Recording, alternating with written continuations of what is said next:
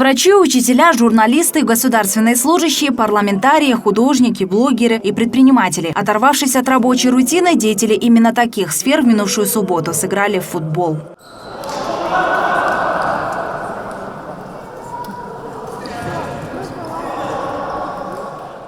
В команде журналистов 12 человек, представляют разные семьи. Есть с «Пирамиды», есть с «Азаттых», есть «Спутника», есть с Первого общественного канала, есть футболисты с ЛТР. В общем, с разной семьи. У нас каждый игрок с другой семьи, да, получается, представляю сборную команду журналистов. Сегодня такой знаменательный день. Все журналисты болеют за нас, и мы должны выиграть. Мы пришли побеждать. Победа от команды журналистов ускользнула в последнем финальном матче. В итоге второе место и достойное звание лидеров соревнований. Но это место дает им еще и призовую сумму в размере 30 тысяч сомов. Кстати, идея поощрять такими призами молодых любителей футбола, как и само создание турнира «Келечек», принадлежит Министерству культуры, информации, спорта и молодежной политики.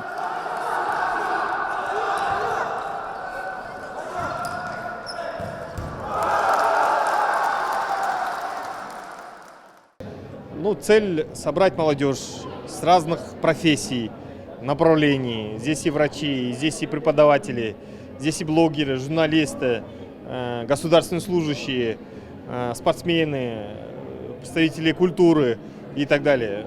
Дабы всех познакомить с друг другом, создать некое сообщество, которое будет за здоровый образ жизни, за единство и за будущее страны. Поэтому то, что мы сегодня наблюдаем здесь, они пришли с каждой профессии, самые лучшие ребята, которые болеют за нашу страну.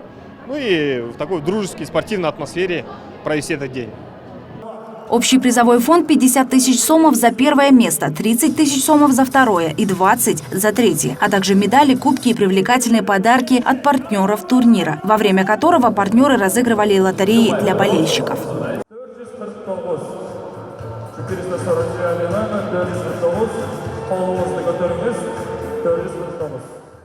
На площадке турнира «Келечек» развернули и благотворительные стенды. В частности, средства, полученные от продажи напитков и еды во время футбольных матчей, будут направлены на помощь в детские дома. Не так, что мы просто забрали деньги, отвезли куда-то, непонятно куда. На эти деньги будем закупать продукцию, из которой детский дом «Светлый путь» будет изготавливать всякие там, если вверху посмотрите, там у них есть готовые, они сегодня готовили нам брелоки.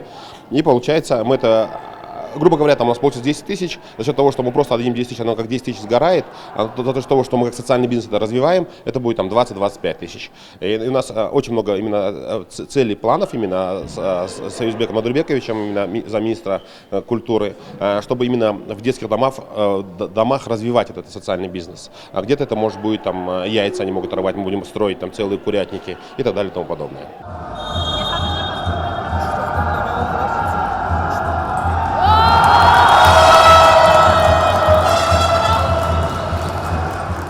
Этот турнир стал продолжением той идеи, в которой поучаствовал и сам глава государства в команде своей администрации, сыграв товарищеский футбольный матч, посвященный столетию кыргызского футбола. Теперь футбол намерены в стране только развивать, а особенно поощрять молодежь, участвующую в подобных видах спорта.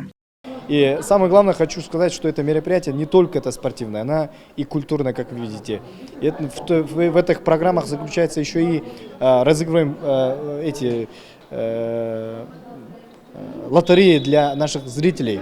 И, то есть все наши, спонсоры, это непосредственно не тратя ни сумма с государственных денег, мы с помощью наших же друзей, молодых предпринимателей, бизнесменов, мы организуем это мероприятие.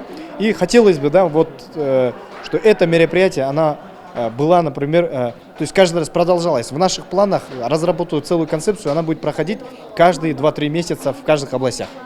Итак, выиграв 50 тысяч сомов, первое место получила команда врачей, второе – журналисты, а третье – команда УНР. Отдельно госслужащим, которые удостоились 4-го места, вручили 10 тысяч сомов. Ну а следующий матч турнира «Келечек» ожидается уже в мае, который пройдет в южной столице. Айзада Урумбаева, Нурдан Карыпеков, «Пирамида».